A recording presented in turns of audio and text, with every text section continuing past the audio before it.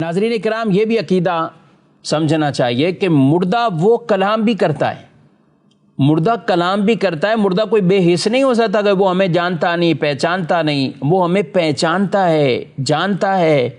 उसको उठाने वाले वो मुर्दा उनसे भी कलाम कर रहा होता है।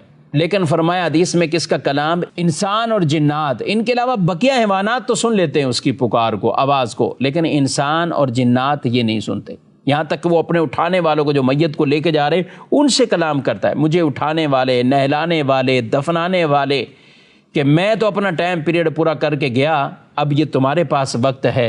और मुझे तो दुनिया के अंदर दुनिया के मामलात ने मशगूल रखा, लेकिन आखिरत से उस हवाले से वो भूला रहा। लेकिन लोगों को वो तलकीन मुर्दा कर रहा होता है। तो मुर्दा वो बोलता भी है, मुर्दा पहचानता भी है, कब्र पर आने वालों को जानता भी है। इसीलिए तो कहा गया अस्सलामु अलैकुम या अहलल कुबूर, कि कब्र वालों को सलाम करना है। यहाँ तक कि अगर आप कब्र पर जाते हैं तो हमें जो कब्र पर जाने के जो आदाब सिखाए गए हैं, तो उसमें भी यही कहा गया है कि आप आएँ तो वो सरहाने की तरफ, अगर कोई माने ना हो, वहाँ कोई कब्र ना हो, तो आप उस तरह उनके सामने वो खड़े हों और दूसरी तरफ ना खड़े हों कि इससे मैयत को गर्दन घुमा कर देखना पड़ता है, तकलीफ़ उसे पहुंचती है।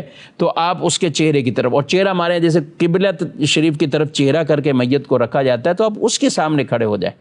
तो ये भी क्या है कि मैयत पहचानती है और उसको उनसियत मिलती है। जी हाँ, आप अपने मरहूमीन की कब्रों पर जाएं तो उन्हें सुकून पहुंचाएं, उन्हें उनसियत पहुंचाएं। एक शाख को अगर कब्र पर रख दिया जाए या कब्र के ऊपर गाड़ दिया जाए, जो तर शाख होती है, हमारे प्यारे नबी सल्लल्लाहु अलैहि वसल्लम ने उसकी बरकत को ये बयान किया है कि कब्र वाले से अजाब में तखफीफ हो जाएगी, कब्र वाले से अजाब में तखफीफ हो जाएगी। तो जब तर शाख की तस्बीह से अजाब में तखफीफ होगी, जो दर पत्तियाँ हम रखते हैं, इसी तरह इनकी तस्बीह से भी कब्र के अजाब में उससे तखफीफ होगी।